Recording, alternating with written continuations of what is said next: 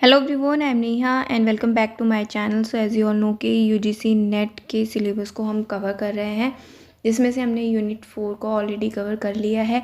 Videos अगर आपने नहीं देखी है तो लिंक मैं डिस्क्रिप्शन में दे दूँगी, आप वहाँ से देख सकते हैं, जो कि आपके एग्ज़ाम के लिए बहुत ज़्यादा हेल्पफुल होगा। सो यूनिट 3 को भी हमने स्टार्ट कर दिया है। साइकोलॉजिकल टेस्टिंग से काफ़ी सारे टॉपिक हमने कवर कर लिए हैं, reliability, validity and test analysis. और प्रीवियस वीडियो में हमने एप्टीट्यूड टेस्ट के बारे में डिस्कस किया था। In this video we will discuss about intelligence test. So अगर वीडियो आपके लिए हेल्पफुल हो तो प्लीज़ लाइक कर देना, अपने फ्रेंड्स के साथ, बैचमेट्स के साथ शेयर कर देना, और मेरे चैनल पे नए हैं तो प्लीज़ मेरे चैनल को भी सब्सक्राइब कर देना for more videos. So let's begin the topic. तो सबसे पहले हम देख लेते हैं इंटेलिजेंस टेस्ट होता क्या है। तो इंटेलिजेंस टेस्ट सिर्फ स्टूडेंट्स के स्कूल टेस्ट की बात ही नहीं करता है, यानी स्कूल टेस्ट की को ही मेजर नहीं करता है। उसके अलावा भी एक कोई इंडिविजुअल, कोई पर्सन प्रॉब्लम्स को किस तरीके से सॉल्व करता है, किस तरीके से लर्न करता है, एब्स्ट्रैक्टली किस तरीके से थिंक करता है, मीन्स कि कॉन्सेप्ट्स को किस तरीके से हैंडल करता है, नंबर्स को किस तरीके से हैंडल करता है, जो शेप्स होते हैं उसको किस तरीके से हैंडल करता है, एंड मेमोरी, जो आपकी शॉर्ट टर्म मेमोरी होती है, वो कैसे फंक्शन करती है। तो इन सब चीज़ों को भी क्या करता है, इंटेलिजेंट टेस्ट मेज़र करता है। बेसिकली इंटेलिजेंट टेस्ट के जो क्वेश्चंस होते हैं या फिर जो आइटम्स होते हैं वो डिज़ाइन होते हैं to measure an individuals cognitive abilities and intellectual potential. Okay, तो हिस्ट्री ऑफ इंटेलिजेंस टेस्ट की जान लेते हैं। तो इन 1885 में फ्रांसिस गैल्टन ने एंथ्रोपोमेट्री डेवलप किया था। He is the first who measure human traits scientifically through mental testing. ये मेज़र करते थे लोगों के फिजिकल ट्रेट्स को, जैसे कि हाइट और आर्म्स लेंथ और रिएक्शन टाइम को। इन मेज़रमेंट के थ्रू वो रिलेट करते थे उनकी मेंटल एबिलिटीज़ को। उसके बाद 1890s में जेम्स मैकनीज कटेल आए। इन्होंने मेंटल टेस्टिंग जो वर्ड है, टर्म है, उसको डेवलप किया। 1905 में बीनेट साइमन ने साइकोमेट्रिक डेवलप किया। बेसिकली इनका जो ये स्केल था, इसको बीनेट साइमन स्केल के नाम से भी जाना जाता है। इन्होंने बेसिकली फ्रेंच स्कूल के बच्चों के लिए डेवलप किया था, आइडेंटिफाई करने के लिए कि उनका जजमेंट, उनकी मेमोरी और रीजनिंग किस तरीके से डेवलप होती है, या एक्स्ट्रा हेल्प के लिए, जिससे कि स्कूल को सक्सेस मिल सके। ठीक है। और बेसिकली इन्होंने फर्स्ट टाइम एक मेंटल टेस्ट का प्रैक्टिकल टेस्ट किया। ठीक है, उस स्कूल के बच्चों के ऊपर प्रैक्टिकल टेस्ट किया। अब इसी टेस्ट को लुइस टर्मन ने 1916 में अपडेट किया और उसका नाम रखा स्टैनफोर्ड बीनेट टेस्ट। स्टैनफोर्ड बीनेट टेस्ट इसलिए कहा जाता है क्योंकि इस टेस्ट को उन्होंने यूज़ किया था स्टैनफोर्ड यूनिवर्सिटी के स्टूडेंट्स के लिए, इसीलिए इसका नाम इन्होंने स्टैनफोर्ड बीनेट टेस्ट कर दिया था। लुइस टर्मन ने ही longitudinal study gifted children test को भी, या स्केल को भी डेवलप किया था, ये जानने के लिए कि जो हाई इंटेलिजेंस जिन स्टूडेंट्स की होती है, जिन बच्चों की होती है, उनका सक्सेस, हेल्थ और हैप्पीनेस किस तरीके से अफेक्ट होता है जब वो अडल्ट हो जाते हैं। ओके, तो ये कुछ हिस्ट्री थी इंटेलिजेंट टेस्ट की। अब इसके बारे आगे हम देखते हैं इंटेलिजेंट टेस्ट कौन कौन से हैं जो कि आपके सिलेबस में भी बहुत ही इंपॉर्टेंट रोल प्ले करेंगे, और इनको आप ज़रूर प्रिपेयर कर लेना। तो सबसे पहला है स्टैनफोर्ड बीनेट टेस्ट को हम डिस्कस करेंगे, फिर वेशलर के अडल्ट इंटेलिजेंस स्केल को डिस्कस करेंगे, फिर रावेंस प्रोग्रेसिव मैट्रिक्स स्केल को डिस्कस करेंगे, फिर कल्चर फेयर इंटेलिजेंस टेस्ट को डिस्कस करेंगे, फिर Nagilgiri non verbal ability test, then Bhatia battery of performance test, and last है ड्रॉ अ मैन टेस्ट। ठीक है, तो ये सारे टेस्ट है जो इस वीडियो में हम डिस्कस करेंगे, और ये बहुत ही इंपॉर्टेंट है। इंटेलिजेंट टेस्ट जो है ये बहुत ही इंपॉर्टेंट है, इससे रिलेटेड क्वेश्चंस भी आते हैं, तो आप इसको ज़रूर प्रिपेयर कर लेना। चलिए वन बाय वन हम डिस्कस करते हैं इन टेस्ट के बारे में। तो बैकग्राउंड देख लेते हैं स्टैनफोर्ड बीनेट टेस्ट का।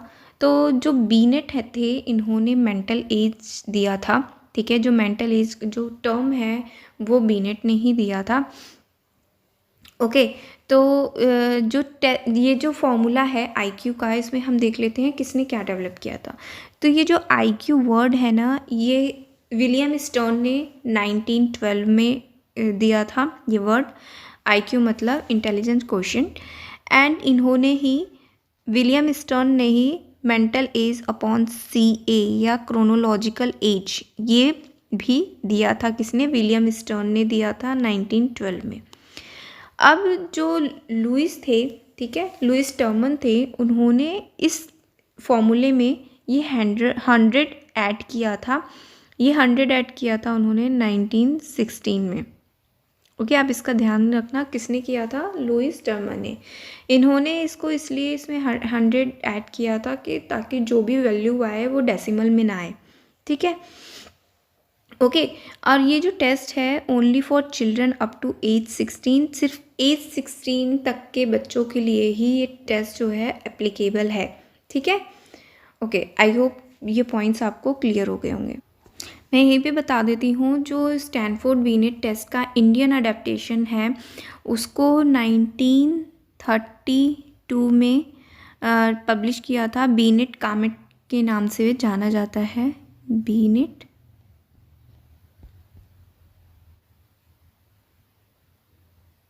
ओके, आप इसको ध्यान रखना। मैंने ये पॉइंट्स इसलिए बताए क्योंकि इससे रिलेटेड भी क्वेश्चंस आते हैं, तो आप इस बात का ध्यान रखना। ओके, तो चलिए जान लेते हैं basal age and ceiling age के बारे में, क्योंकि अगर आपने PYQs सॉल्व किए हैं तो आपको पता होगा कि इससे रिलेटेड भी क्वेश्चंस आते हैं। तो basal age and ceiling age ये कॉन्सेप्ट यूज़ किया जाता था ओल्डर स्टैनफोर्ड बीनेट स्केल में, जिसमें कि IQ का वो जो फॉर्मूला है वो इंक्लूडेड नहीं था, ठीक है। They are basically the starting line and finishing line of the test. जो स्टार्टिंग लाइन है टेस्ट की वो बेसल एज है, एंड फिनिशिंग लाइन जो टेस्ट की है वो सीलिंग एज है, ठीक है। तो बेसिकली जो basal age and ceiling age है ये यूज़ किया जाता था मेंटल एज को, किसी पर्सन के मेंटल एज को कैलकुलेट करने के लिए। ओके, इन सिंपल लैंग्वेज में मैं एक्सप्लेन करने की कोशिश करूँगी। तो बेसल एज जो है, जैसा कि मैंने बताया, ये स्टार्टिंग लाइन है, यानी कि ये हाईएस्ट लेवल है एज का, ठीक है, जहाँ पे जो बच्चा है वो जितने भी क्वेश्चंस हैं, जितने भी आइटम्स हैं, उन क्वेश्चंस आइटम्स के आंसर्स को करेक्ट देता है, ठीक है। वहीं सीलिंग एज करें कि तो ये है लोएस्ट एज लेवल, जहाँ पे जो बच्चा है वो जितने भी क्वेश्चन है, जितने भी आइटम्स हैं, उसमें क्या हो जाता है? फेल हो जाता है, यानी कि इनकरेक्ट आंसर्स देता है। तो आप कुछ इस तरीके से भी लर्न कर सकते हो कि basal age correct answer, ceiling age wrong answer, ठीक है। तो बेसिकली जो मेंटल एज है वो basal age and credit age से मिलकर आइडेंटिफाई किया जाता है किसी भी पर्सन का, जब तक कि वो सीलिंग एज तक ना पहुंच जाए। ओके, इसको और इजी लैंग्वेज में हम समझते हैं। तो बेसल एज की बात करें तो जो बेसल एज है वो है बेस लाइन मेंटल एज, जहाँ पे एग्जामिनर ये कॉन्फिडेंट हो जाता है कि जो पर्सन है वो हैज़ मास्टर्ड। अगर वो सभी क्वेश्चंस के आंसर देगा तो ऑब्वियस है कि वो उस क्वेश्चन में, उस आइटम में वो मास्टर है, ठीक है। पर्पस क्या है इसका? इट सेव्स टाइम्स, ये टाइम को सेव करता है। कैसे? अगर एक बच्चा जो है वो पास हो जाता है 8 ईयर ओल्ड क्वेश्चन में, ओके, तो examiner does not need to waste time giving them 6 year old and 7 year old questions. वो पहले से ही ये एज्यूम कर लेता है कि ये तो ईजियर वंस है, इसमें तो ऑटोमेटिक वो क्या होगा? पास हो जाएगा, तो उसको इसका क्रेडिट दे दिया जाता है। ओके, एग्जाम्पल देख लेते हैं। एग्जाम्पल ये है कि अगर 10 ईयर ओल्ड पास कर लेता है आइटम्स को at the 8 year old level पे, ठीक है, but starts missing some at the 9 year old level, तो उसकी जो बेसल एज होगी वो 8 ईयर ओल्ड होगी, क्योंकि वो सभी क्वेश्चंस के आंसर जो है वो करेक्ट दे रहा है। कब दे रहा है? 8 ईयर ओल्ड लेवल पे, ठीक है। तो उसकी बेसल एज क्या होगी? 8 ईयर होगी। बेसिकली इन सिंपल लैंग्वेज में और मैं बोलूँ तो कोई भी टेस्ट आपने दिया, अगर उस टेस्ट को बच्चे ने 8 ईयर है या 7 ईयर है, वो सारे क्वेश्चंस को सॉल्व कर ले रहा है, ठीक है, तो इसका मतलब है कि उसकी बेसल एज क्या होगी? 8 ईयर होगी। ओके, उससे लोअर की उसको क्वेश्चंस देने की ज़रूरत नहीं पड़ेगी वहाँ पे। जैसा कि मैंने बताया, वहाँ पे जो है हम अज्यूम कर लेते हैं कि वो ईजियर वन में भी पास हो जाएगा। ओके, अब बात करते हैं सीलिंग एज की। तो सीलिंग एज जो है वो हाईएस्ट मेंटल एज जहाँ पे test taker has no more mastery, upper limit जो है वहाँ पे वो मास्टरी नहीं होती है, क्योंकि जैसा मैंने बताया है कि स्टार्टिंग में कि वो सभी जो क्वेश्चंस है उसमें फेल हो जाता है। ठीक है, तो पर्पस क्या होता है, it prevents frustration and fatigue. जो बच्चा है जो टेस्ट दे रहा है, अगर वो क्वेश्चन को सॉल्व नहीं कर पाता है, टू डिफ़िकल्ट होता है उसके लिए वो लेवल, तो वो फ्रस्ट्रेट हो सकता है, उस थकान हो सकती है उसको, तो एग्ज़ामिनर जो है वहाँ पे स्टॉप कर देता है testing, because continue further would naught L any more correct answer, क्योंकि फर्दर अगर टेस्ट लिया भी जाए तो वहाँ पे आपको करेक्ट आंसर नहीं मिलेगा। तो एग्जाम्पल क्या है, if the test taker fails all the question at the 12-year-old level, तो सीलिंग एज उसकी क्या हो जाएगी, 12 हो जाएगी। ओके, तो यहाँ पे टेस्ट क्या हो जाएगा, फिनिश हो जाएगा। जो स्टूडेंट है अगर वो फेल हो जाता है सभी क्वेश्चन में, तो वो जिस भी लेवल पे वो फेल होता है वो उसकी सीलिंग एज होगी, और जिस लेवल पे वो सारे करेक्ट आंसर देता है वो उसकी बेसल एज होगी। इसके थ्रू मेंटल एज को स्टैनफोर्ड बीनेट स्केल के थ्रू आइडेंटिफाई किया जाता था। सो आई होप बेसल एज और सीलिंग एज के बारे में आपको समझ में आ गया होगा। अब आगे चलते हैं। चलिए अब Stanford Binet 5 model of intelligent test को देख लेते हैं। इसके बारे में इससे रिलेटेड क्वेश्चंस आते हैं, तो आप इसको ध्यान से देखना। ये जो स्टैनफोर्ड बीनेट 5 मॉडल है, ये पहले जो है बच्चों के लिए ही था, बट बाद में इन्होंने जो 5th मॉडल लिया वो सबके लिए कर दिया, मीन्स कि अडल्ट्स के लिए भी, चिल्ड्रंस के लिए भी, जैसा कि मैंने एज बताया 3 to 85 ईयर्स के लिए। ये कल्चर बायस था। ठीक है, 5 फैक्टर असिस्ट किए जाते थे वर्बल एंड नॉन वर्बल के थ्रू। ठीक है, 5 फैक्टर्स कौन थे, इससे रिलेटेड क्वेश्चंस आते हैं, आप इसको ध्यान में रखना। Fluid reasoning, knowledge, quantitative reasoning, visual special processing and working memory. ये जो पांचों फैक्टर्स हैं ये वर्बल एंड नॉन वर्बल दोनों को असिस्ट करते हैं। दोनों टेस्ट हैं जो कि इस टेस्ट के थ्रू मेज़र की जाती है लर्निंग डिसेबिलिटीज़ को, जैसे डिसलेक्सिया एंड डिस्ग्राफिया। ओके, अब आते हैं next, Wechsler adult intelligence scale, जो कि 4th स्केल है। ठीक है, 4th एडिशन है ये, और ये बहुत इंपॉर्टेंट है, इससे रिलेटेड क्वेश्चंस आते हैं। सबसे पहले इसके बारे में हम जान लेते हैं। तो Wechsler adult intelligence scale usually called WAIS, तो आप इसका ध्यान रखना। ओके, डेविड वेस्लर ने क्रिएट किया था फर्स्ट वर्जन इन 1938 में। इसको वेस्लर बेलिवियर टेस्ट भी कहा जाता था। वेस्लर का जो टेस्ट था वो कल्चर फेयर क्रिएट करना चाहते थे, बट ऐसा नहीं हुआ क्योंकि इन्होंने वर्बल टेस्ट को भी यूज़ किया था। ओके, तो इन्होंने अपने जो ये स्केल है इसको 4 टेस्ट में एंड 10 सब टेस्ट में डिवाइड किया था। तो सबसे पहले हम देख लेते हैं कि 4 टेस्ट कौन से थे, उसके बाद हम आगे सब टेस्ट के बारे में डिस्कस करेंगे। तो सबसे पहले आप क्या करना है, इन 4 टेस्ट को लर्न कर लेना। उसके बाद जो 10 सब टेस्ट हैं इन्हीं में डिस्ट्रीब्यूटेड है 4 टेस्ट में, तो उसको आप बाद में लर्न कर लेना। ओके, और इससे रिलेटेड क्वेश्चंस बहुत आते हैं, तो ध्यान रखना। तो सबसे पहला टेस्ट है verbal comprehension index scale, second है perceptual reasoning index scale, third है working memory index scale, fourth है प्रोसेसिंग स्पीड इंडेक्स स्केल।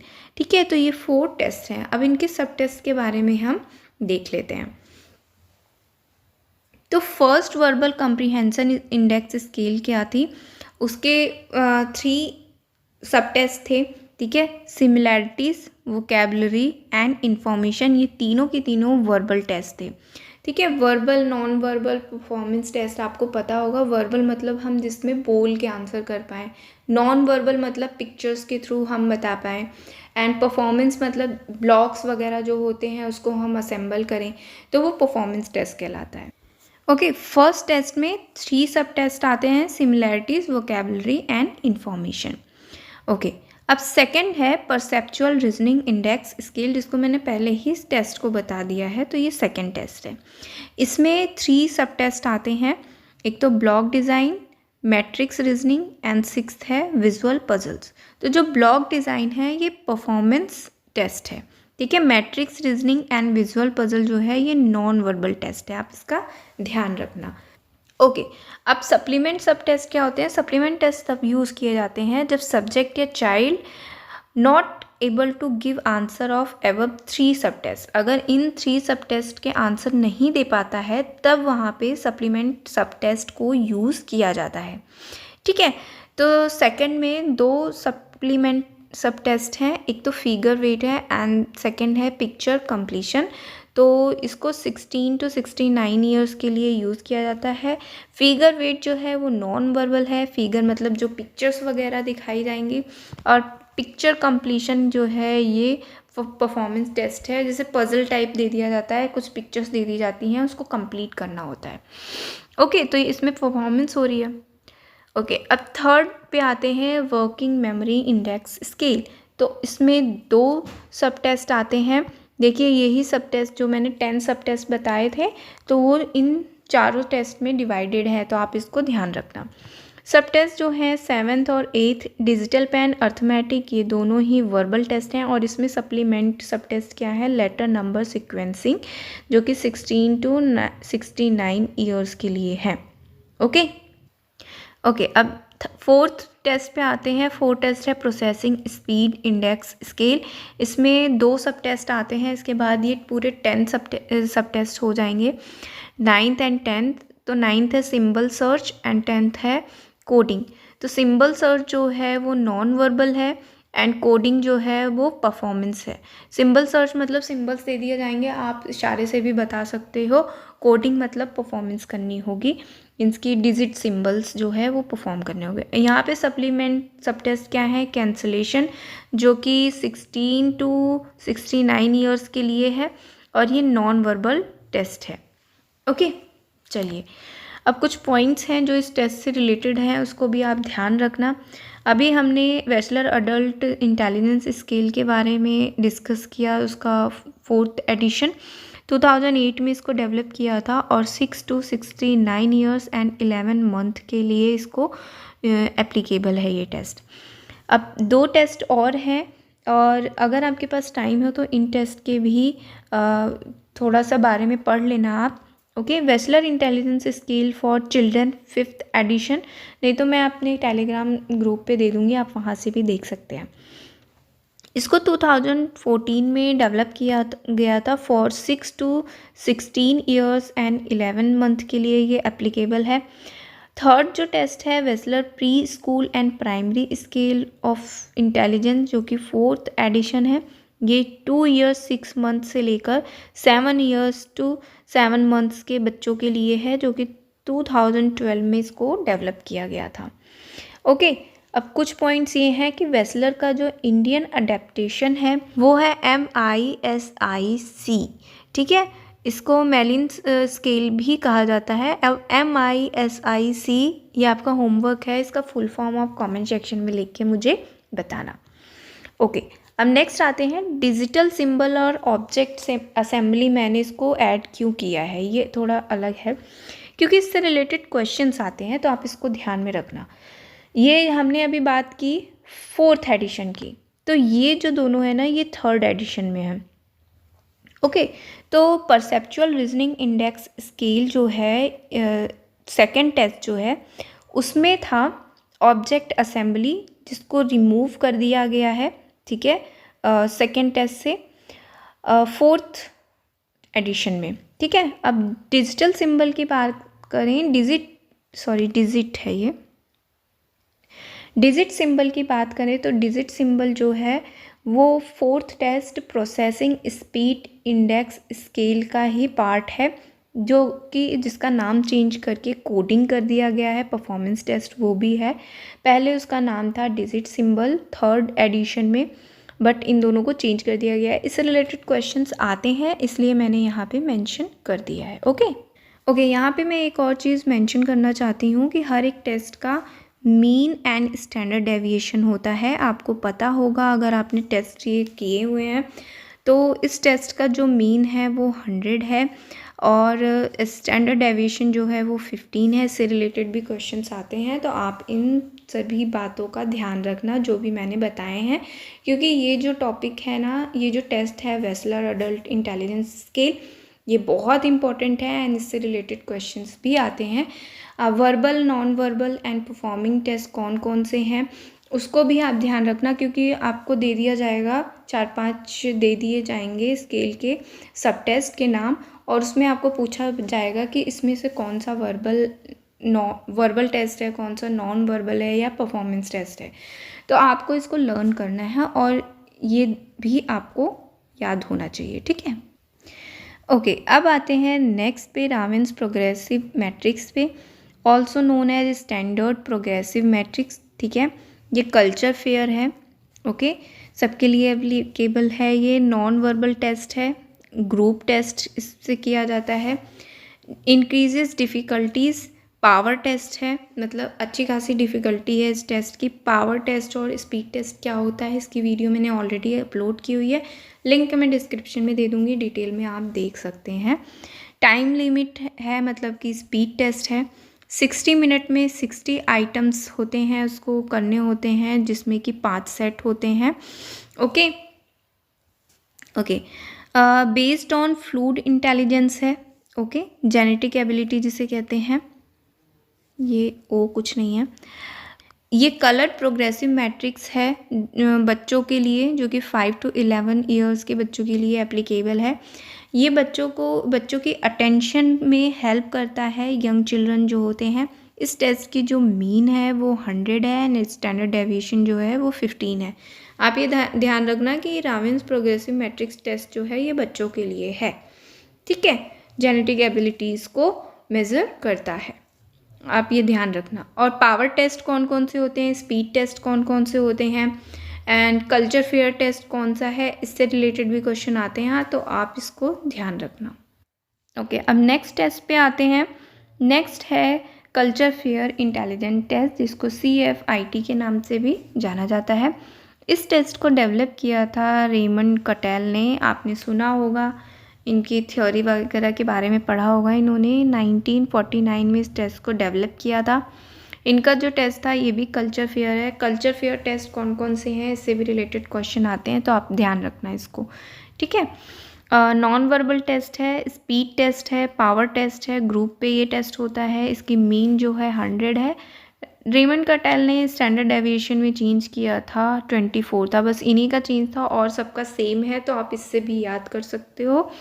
इन्होंने भी फ्लूइड इंटेलिजेंस को मेज़र किया था और इन्होंने टी टेस्ट स्कोर को यूज़ किया था, ध्यान रखना। अब कल्चर फेयर इंटेलिजेंस टेस्ट में नॉन वर्बल टेस्ट है, जैसा कि मैंने बताया, और फ्लूइड इंटेलिजेंस को मेज़र करता है using 4 sub test, series, classification, matrix and condition, ठीक है। तो आप इसका ध्यान रखना, ओके। अब Naglieri non verbal ability test को देख लेते हैं, जिसको इन शॉर्ट में NNAT भी कहा जाता है। तो ये जो शॉर्ट फॉर्म में बता रही हूँ उसका भी ध्यान रखना, क्योंकि कभी कभी इन शॉर्ट फॉर्म से ही क्वेश्चन आ जाते हैं, जैसे कि मैंने बताया NNAT, ठीक है। तो ये जो टेस्ट है ये बेस्ड ऑन पास्ट थ्योरी है, ठीक है। नॉन वर्बल टेस्ट है, कल्चर फेयर टेस्ट है, ग्रुप टेस्ट है, ग्रुप पे भी एप्लीकेबल होता है। ये मेज़र करता है, एक तरीके का स्कॉलरशिप टेस्ट है फॉर नॉन स्पीकिंग चिल्ड्रेन, ठीक है। नॉन स्पीकिंग मतलब कि जो इंग्लिश नहीं बोल पाते हैं, नॉन इंग्लिश स्पीकिंग चिल्ड्रेन। आप यहाँ पे इंग्लिश भी ऐड कर सकते हो, ओके। ये किंडरगार्टन से लेकर 12th स्टैंडर्ड तक के बच्चों के लिए है। इन्होंने जो मीन दिया था वो 100 था, स्टैंडर्ड डेविएशन 15 था, जैसा कि मैं पहले भी बता चुकी हूँ। सिर्फ रेमंड कटेल ने ही अपनी टेस्ट में जो स्टैंडर्ड डेविएशन है वो 24 दी थी और बाकी सबकी सेम है, ओके। अब आते हैं भाटिया बैटरी और परफॉर्मेंस टेस्ट। जैसे कि मैंने बताया कि वेसलर टेस्ट बहुत इंपॉर्टेंट है, वैसे ही भाटिया बैटरी परफॉर्मेंस टेस्ट भी बहुत ज़्यादा इम्पॉर्टेंट है। ये शायद आप लोगों ने ग्रेजुएशन में भी किया होगा। तो इसको CM भाटिया ने इन 1953 में डेवलप किया था। ये फुल्ली कल्चर फेयर नहीं है, क्यों नहीं है अभी हम देख लेते हैं। ये 13 to 18 ईयर्स के एज के बच्चों के लिए एप्लीकेबल है। इंडिविजुअल टेस्ट है, ठीक है, ग्रुप में नहीं होता है। और ये 5 सब टेस्ट इसमें इंक्लूडेड है। कौन कौन से हैं हम वो देख लेते हैं, और इससे रिलेटेड क्वेश्चंस आता है, तो आप इसको ध्यान रखना। तो इसमें 5 सब टेस्ट हैं। कोर्स ब्लॉक डिज़ाइन टेस्ट, ये टेस्ट जो है कल्चर फेयर है, ठीक है। अलेक्जेंडर पास लॉन्ग टेस्ट, ये टेस्ट भी कल्चर फेयर है, ठीक है। पैटर्न ड्राइंग टेस्ट, ये भी कल्चर फेयर है। इमीडिएट मेमोरी, ये वर्बल टेस्ट है, इसीलिए ये फुल्ली कल्चर फेयर नहीं है, क्योंकि यहाँ पे कल्चर बायस हो गया। वर्बल टेस्ट जहाँ पे जो है वो कल्चर बायस्ड होता है। एंड जो लास्ट है 5th है वो पिक्चर कंस्ट्रक्शन टेस्ट है, जो कि परफॉर्मेंस टेस्ट है और कल्चर फेयर है। और ये जो एबव 3 टेस्ट है ना, ये भी परफॉर्मेंस टेस्ट है,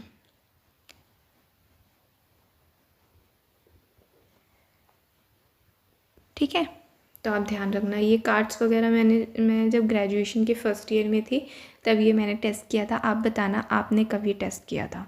ओके, चलिए अब नेक्स्ट एंड लास्ट आते हैं ड्रामेन टेस्ट, ठीक है। तो इससे रिलेटेड भी क्वेश्चंस आता है कि कौन सा टेस्ट जो है बच्चों के लिए ही एप्लीकेबल है, तो ओनली फॉर चाइल्ड, ठीक है। ये आप ध्यान रखना। कल्चर फेयर टेस्ट है, परफॉर्मेंस टेस्ट है, क्योंकि ड्राइंग हो रही है यहाँ पे तो परफॉर्मेंस शो हो रही है। Also known as good enough Harris drawing test, और डेवलप इसको किया था गुड एनफ हैरिस ने, ठीक है। तो ये कुछ इंटेलिजेंट टेस्ट थे। आई होप ये टॉपिक आपको समझ में आ गया होगा। समझ में आ गया है तो प्लीज़ लाइक करना, अपने फ्रेंड्स के साथ, बैचमेट्स के साथ शेयर करना, और मेरे चैनल पे नए हैं तो प्लीज़ मेरे चैनल को भी सब्सक्राइब करना for more videos. Next video में हम न्यूरोसाइकोलॉजिकल टेस्ट के बारे में डिस्कस करेंगे, जो कि ये टॉपिक भी बहुत इम्पॉर्टेंट है। तो वीडियोस सबसे पहले देखने के लिए मेरे चैनल को आप सब्सक्राइब कर लेना, और हेल्पफुल लगे तो लाइक करना, और अपने फ्रेंड्स के साथ, बैचमेट्स के साथ शेयर करना, क्योंकि फ्री में ये कोर्स मैं अपलोड कर रही हूँ तो ज़्यादा से ज़्यादा लोगों के लिए यूज़फुल हो तो अच्छा है, मेरी मेहनत भी सफल हो जाएगी। तो वीडियोस देखते रहिए, पढ़ते रहिए, हैप्पी रहिए। Thanks for watching, bye bye.